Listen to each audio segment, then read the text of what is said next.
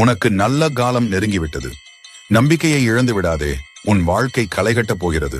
இன்பமயமான வாழ்க்கை இந்த நிமிடத்திலிருந்து ஆரம்பமாகிவிட்டது. உன் துன்பங்கள் முடிந்துவிட்டது. இனி எல்லாம் சுகமே. உன் இல்லத்தில் இருள் நீங்கி வெளிச்சம் வந்துவிட்டது. நல்லதே நடக்கும். சந்தோஷமாக இரு. இந்த புதிய வருடத்தில் நான் உனக்கு சொல்வது என்ன தெரியுமா?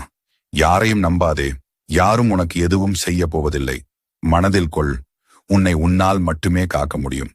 உன்னை மிஞ்சியவர் யாரும் இல்லை. இதை மனதில் வைத்து செயல்படு.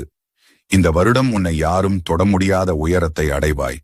யாமிருக்க பயமேன்? உன் கிரகங்கள் சரியில்லை. உன் வாழ்க்கை முழுவதும் கஷ்டம் என்று எண்ணி வருத்தமடையாதே. உன் தலையெழுத்தை மாற்றுப்பவன் நான் தான். செந்தூர் முருகன் இருக்க சங்கடம் ஏன்? வேலன் இருக்கையில் வேதனை ஏன்? உன் வேதனைகள் விலகி சோதனைகள் சாதனைகளாக மாறும் காலம் வந்துவிட்டது. யாமிருக்க பயமேன்? உனக்கு தேவையானதை நான் கொடுக்கிறேன். கிடைக்கும் வாய்ப்பை நழுவ விடாதே. கெட்டியாக பிடித்துக்கொண்டு முன்னேறு.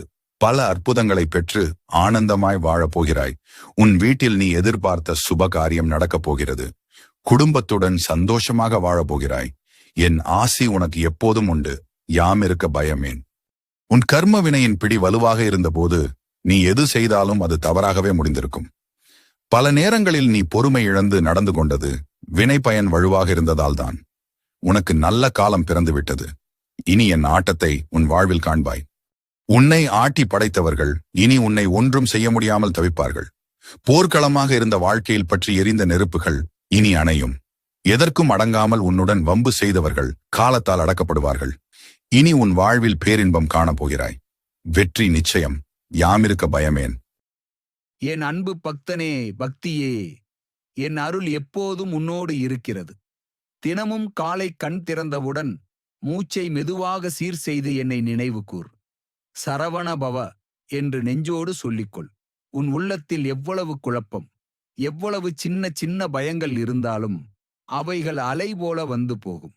நீ அலை அல்ல, நீ கடல். உன் உள்ளுக்கடலை அமைதியாக வைத்துக்கொள்ள நான் இருக்கிறேன். உன் கண்களில் ஒரு நம்பிக்கை விட்டு சிரித்துவிடு. அந்த சிரிப்பு உன் உள்ளம் வரை ஒளி தரும். இன்று நடந்து போகும் ஒவ்வொரு செயலிலும் என் வழிகாட்டுதல் இருக்கிறது என்று உணர்ந்தால் உன் வேகம் நிரம்பும், உன் பாதை தெளிவாகும்.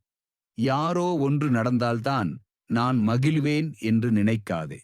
நீ முயற்சி எடுக்கும் அந்த கணமே என் ஆசீர்வாதம் உன்னில் ஓடத் தொடங்கிவிடும். நம்பிக்கை என்றால் வெற்றி மட்டும் கிடைக்கிறது என்பதல்ல. தோல்வி வந்தாலும் அமைதியை விடாமல் இருக்கக் கற்றுக்கொள்வதுதான் உயர்ந்த வெற்றி. இன்று உன்னிடம் வரும் வேலைகளை, மனிதர்களை, சோதனைகளை எல்லாம் ஒரு பாடமாகப் பாரு. இந்த தருணம் என்னை கற்றுக் கொடுப்பது என்ன என்று கேள். அந்த கேள்வியே உன்னை தெளிவான பதில்களுக்கு இட்டுச் செல்லும். நீ தனியாக இல்லை. நீ எடுக்கும் ஒவ்வொரு நற்சிந்தனையும் நான் கொடுக்கும் ஒரு மென்மையான தள்ளுதலாகத் தோன்றும். கோபம் வந்தால் மூச்சை ஆழமாக இழுத்து மெதுவாக விடு. கோபம் உன் கையை பிடித்து இழுக்க முயன்றாலும் பொறுமை உன் தோளை தழுவிக்கொண்டு நிற்கிறது. அந்த பொறுமையின் கைகளை நீ பிடித்திரு. என் வேலின் ஒளி போல உன் எண்ணங்கள் நேர்த்தியாகவும் துல்லியமாகவும் இருக்கட்டும். தவறுகள் நடந்தால் உன்னையே குறை சொல்லாதே.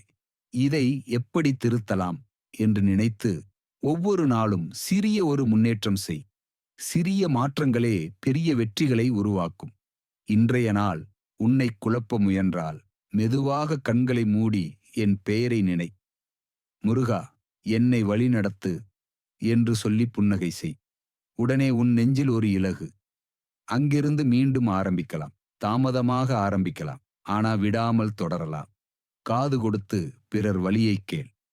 ஒரு நல்ல வார்த்தை சொல்லு. சிறிய உதவி செய். நீ பிறருக்கு விளக்காகும்போது உன் உள்ளம் இருளை மறந்து ஒளியாகும். இதுதான் அருளின் நடை. இன்றைய முடிவுகளில் தெளிவு வேண்டுமென்றால் சும்மா ஒரு நிமிடம் உட்கார்ந்து இந்த முடிவில் பயமா பேசுது அல்லது உண்மையான நன்மையா பேசுது என்று கேட்டுப்பார். பயம் கத்தும், உண்மை மெதுவாக சொல்லும். அந்த மெதுவான குரல்தான் உன் பாதை. இதை தேர்வு செய்யும் துணிவை நான் உன்னிடம் வளர்க்கிறேன். உன் பாரங்கள் எவ்வளவோ பெரியதாகத் தோன்றினாலும் அவற்றை சிறு சிறு துண்டுகளாகப் பிரித்து தினமும் ஒரு துண்டைத் தூக்கு. நாளுக்கு நாள் நீ எளிதாகி விடுவாய். இதுதான் சாத்திரமில்லாத சாதாரண ரகசியம். நீ செய்து காட்டுவாய். என் ஆசீர்வாதம் உன்னுடன் இருக்கிறது. என் அருளால் உன் மனம் இப்போ அமைதியைத் தொடுகிறது. அந்த அமைதியை பாதுகாக்க இன்றைய நாளில் 3 பழக்கங்களை சேர்த்து வை. சுருக்கமான ஜெபம், சிறிய தியானம், சின்ன சேவை. காலை நேரத்தில் சரவணபவ என்று எண்ணத்தோடு 10 முறை ஓதிக்கொள்.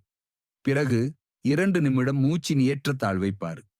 இதே போதும் உன் உள்ளே ஒரு நிலைமை உருவாகும். அந்த நிலைமை உன் பேச்சில் நிதானமாகவும் உன் செயலில் சீராகவும் வெளிப்படும். கவலை சத்தமாக இருக்கும், ஆனால் ஜெபமும் மூச்சும் அதை மென்மையாக்கும். பொறுமை பற்றி பேசலாம். பொறுமை என்றால் சும்மா அமைதியா இருக்கிறதல்ல, உண்மையை புரிந்து கொண்டு சரியான நேரம் வரைக்கும் நிலையாக நின்றிருப்பதுதான். இன்று உடனடியாக விளைவு வரவில்லை என்றால் அது வீண் என்று அர்த்தமில்லை. விதைத்த விதை கண்ணுக்குத் தெரியாமல் நெஞ்சுக்குள் வேர் பிடிக்கிறது. அதே போல நீ எடுத்த பயிற்சிகள் முதலில் வெளியில தெரியாது.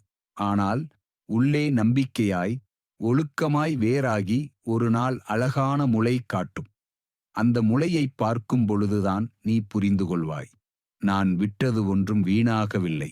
தினமும் ஒரு நல்ல பழக்கம், ஒரு பக்கம் உடம்புக்காக, ஒரு பக்கம் உள்ளத்துக்காக.